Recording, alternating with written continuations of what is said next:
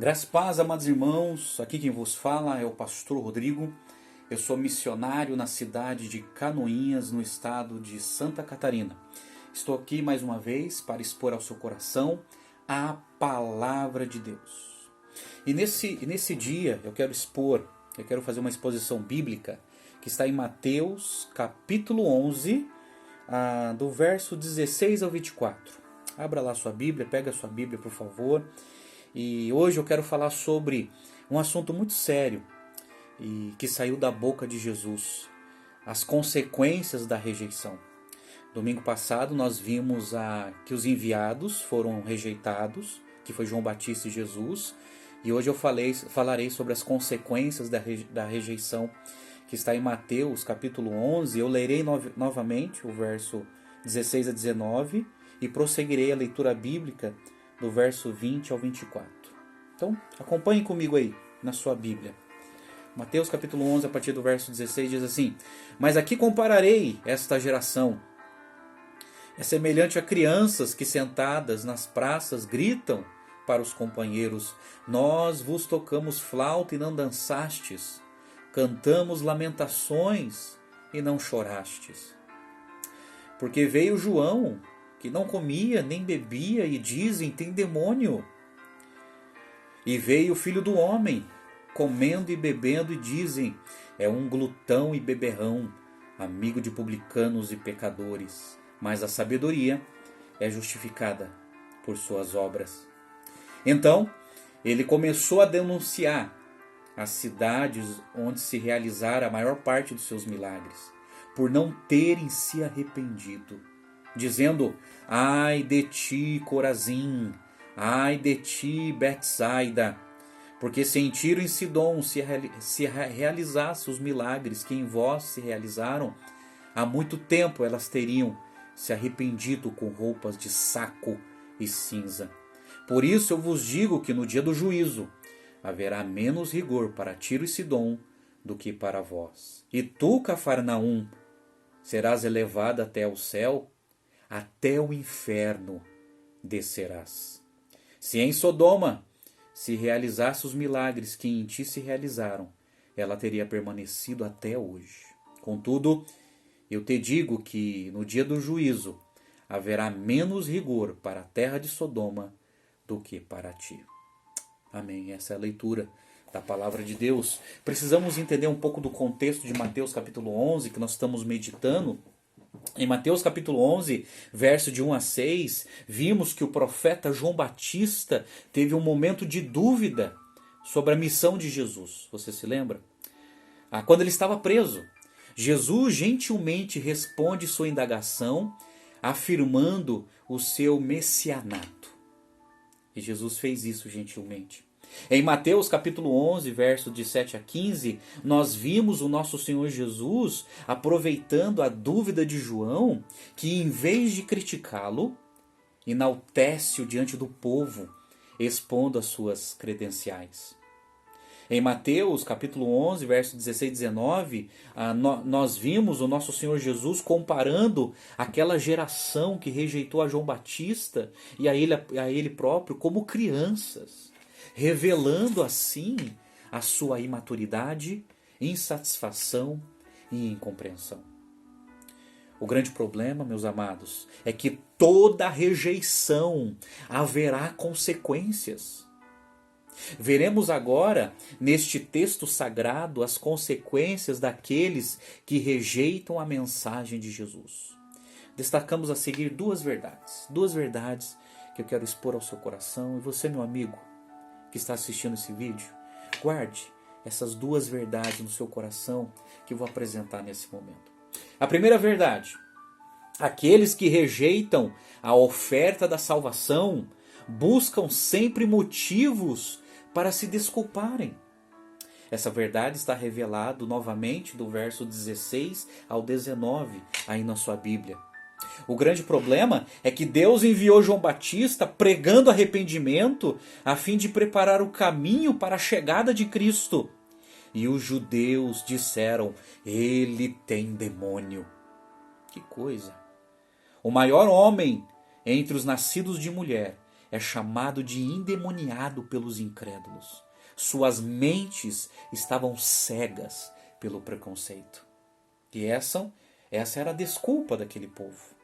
Daí depois Deus enviou Jesus pregando o evangelho e os judeus, as pessoas daquela época disseram: ele é um glutão e beberrão, amigos dos pecadores.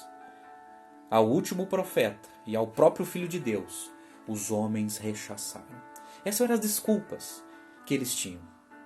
Essas eram as desculpas e os rótulos que eles colocavam nas pessoas. João Batista chamaram de endemoniado. O nosso Senhor Jesus de glutão e beberrão, amigos de pecadores. Tudo isso, no fundo, são desculpas. Quantas pessoas hoje rejeitam a mensagem de Jesus, apresentando as suas desculpas? Tome cuidado.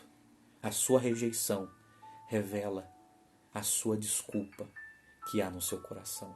Tome muito cuidado com isso. A segunda verdade que eu quero te apresentar nesse texto é o seguinte: aqueles que voluntariamente se tornam impenitentes não escaparão das consequências de seus pecados. E quando eu uso a palavra impenitente aqui, eu estou dizendo às pessoas que decidiram no seu coração não crer em Jesus, não viver para Jesus, não se tornar um discípulo de Jesus. Decidiram não viver para a glória de Deus. Para a glória de Deus. Esses não escaparão da condenação dos seus pecados, como diz as Escrituras. No verso 20, Jesus destaca aqui a responsabilidade humana. Sim, essas cidades deveriam ter se arrependido, como Corazim e Betsaida. Eles tinham que ter se arrependido, porque eles viram os milagres de Jesus, eles ouviram a mensagem de Jesus. Essas cidades deveriam ter se arrependido, ou Cristo não as teria acusado. O arrependimento é um dever. Nós precisamos nos arrepender dos nossos pecados. Você precisa se arrepender dos seus pecados. Arrependimento é mudança de mente, mudança de coração, é voltar-se para Deus. No verso 21, Jesus usa uma expressão: ai de ti, Corazim, ai de ti, Betsaida. É uma expressão de julgamento final. É uma expressão de tristeza, em vez de vingança. A cidade de Corazim e Betsaida são duas cidades que ficavam próximas, geograficamente, são cidades que ficavam próximas a Cafarnaum, onde Jesus viveu durante um tempo, perto da costa norte do Mar da Galileia, a leste do Jordão. Então essas cidades foram privilegiadas, porque elas viram e ouviram a mensagem de Jesus. E no verso 21, Jesus ele se refere a Tiro e Sidom. Eram famosas cidades fenícias, consideradas como centros de riqueza e poder pelos profetas do Antigo Testamento, como Isaías e Amós. Mas essa cidade, Tiro e Sidom, foram destruídas pelos assírios em 67 a.C.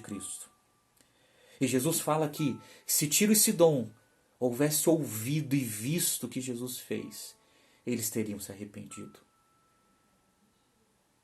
Eles teriam se arrependido. Se essas cidades, se Gomorra tivesse ouvido e visto o que Jesus tinha feito, eles também teriam se arrependido. E Jesus fala que eles deveriam se arrepender, vestindo-se de pano e cinza, como os judeus faziam antigamente. Era uma expressão máxima e visível de um estado de arrependimento. Oh, meus amados, nós precisamos nos arrepender dos nossos pecados. E no verso 28, Jesus fala sobre o dia do juízo. Por isso eu vos digo que no dia do juízo haverá menos rigor para Tiro e Sidom do que para vós. O dia do juízo é uma referência ao dia em que todos serão julgados sobre a luz que receberam. O julgamento leva em consideração os privilégios. Todos serão julgados segundo a luz que receberam de Deus. Ninguém escapará desse grande dia, o dia do juízo final, o dia em que todos nós estaremos diante de Jesus, diante do trono branco. Por exemplo, presta atenção, em Apocalipse capítulo 20, verso de 11 a 15, apresenta todo esse cenário do dia do juízo.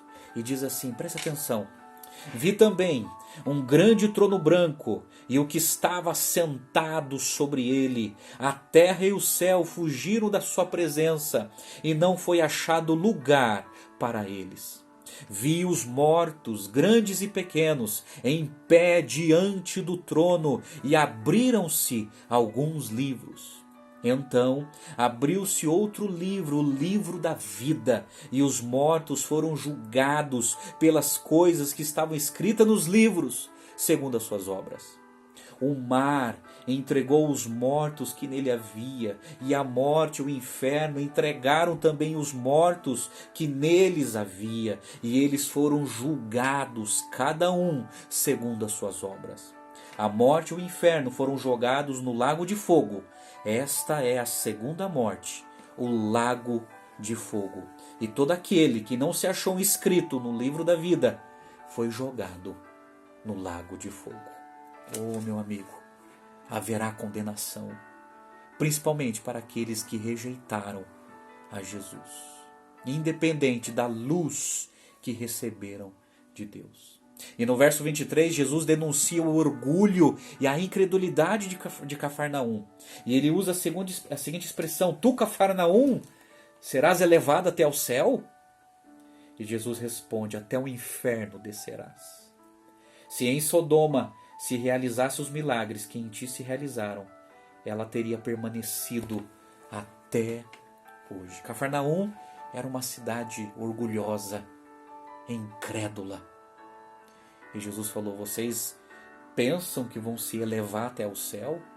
Vocês pensam que vão ao céu por causa da riqueza de vocês, por causa da bondade de vocês, por causa das boas obras de vocês? Não. Descerás ao inferno, serás condenado. E no verso 24, Jesus fala, ele uma expressão interessante: contudo eu te digo que no dia do juízo haverá menos rigor para a terra de Sodoma do que para ti. E Jesus usa a seguinte expressão: menor rigor. Isso é, haverá graus de condenação, segundo aquilo que as pessoas receberam como a iluminação de Deus. O pastor Itamir Neves, que é o professor de Novo Testamento da Faculdade Teológica Batista de São Paulo, ele esclarece esse texto dizendo o seguinte: por estas palavras de Jesus, vemos o endurecimento do povo que habitava naquelas cidades. Mas constatamos também que esse é o mesmo endurecimento que vemos hoje em dia.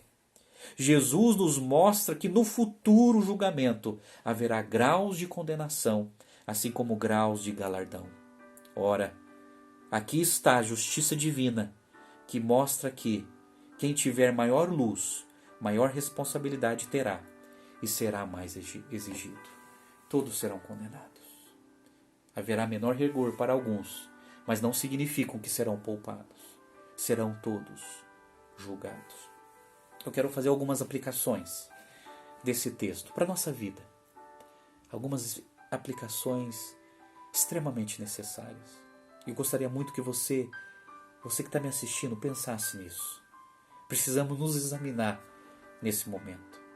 A primeira aplicação que eu faço do texto sagrado, das afirmações de Jesus, é o seguinte: aqueles que rejeitaram a mensagem de Cristo e não se arrependeram dos seus pecados e viveram de maneira indiferente em relação a Deus, nosso Senhor Jesus disse que serão condenados. Jesus fala de condenação, meu amigo. Da mesma forma que ele falou de amor, da mesma forma que ele falou de compaixão, na mesma intensidade, ele fala de condenação.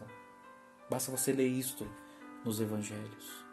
E aqueles que viveram na incredulidade, na indiferença, serão condenados. Segunda aplicação: todos serão julgados segundo a luz que recebeu, e não haverá desculpas ou mal entendido diante de Jesus.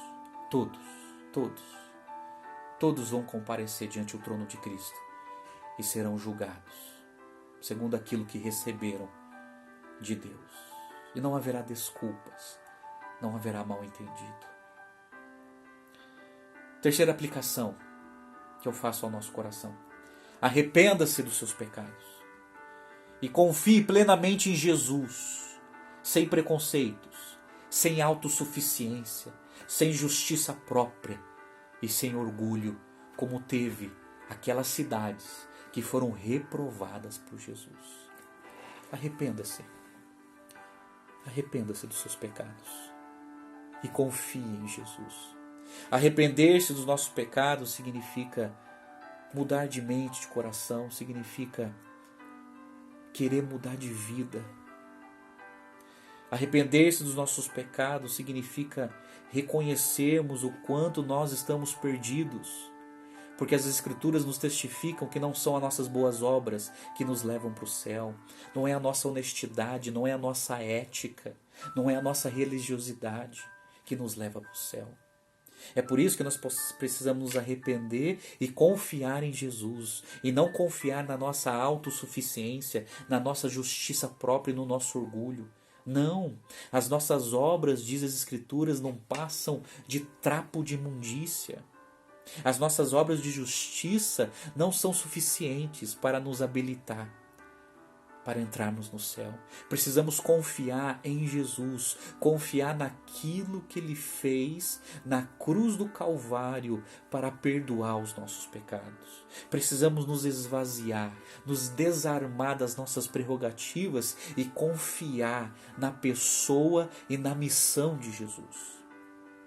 Nós somos salvos não por aquilo que fizemos, mas somos salvos por aquilo que fizeram por nós lá na cruz do Calvário. Os nossos pecados foram expiados, fomos perdoados e justificados diante de Deus. Pense nisso. Infelizmente, aquelas cidades, Corazim, Betsaida e Cafarnaum, não se arrependeram. Não se arrependeram e não confiaram em Jesus. Confie em Jesus. Confie em Jesus plenamente e serás salvo, serás justificado. Amém? Você entendeu? Vamos orar? Vamos orar. Ó Pai Celestial, muito obrigado pela Tua palavra, por essas advertências. Ó Deus, eu peço nessa oração que o Senhor perdoe os nossos pecados, as nossas iniquidades. Que o Senhor nos perdoe, que o Senhor nos purifique, que o Senhor nos lave. Ó Deus, abençoe a cada um que assistirá a essa mensagem. Toca no coração de cada um, Pai. E que cada um possa se arrepender dos seus pecados e confiar plenamente em Jesus, que morreu na cruz para nos salvar. Eu oro a Ti, Pai, agradecido pela Tua palavra e até mesmo pelas Tuas advertências que abrem os nossos olhos. Ajuda-nos, ó Deus, a viver de tal maneira que possamos agradar o Teu coração. Nós oramos agradecidos pela oportunidade de ouvir a Tua palavra. Em nome do Senhor Jesus. Amém e amém. Que Deus te abençoe, meu amado. Que Deus te abençoe. Até a próxima, se Deus quiser.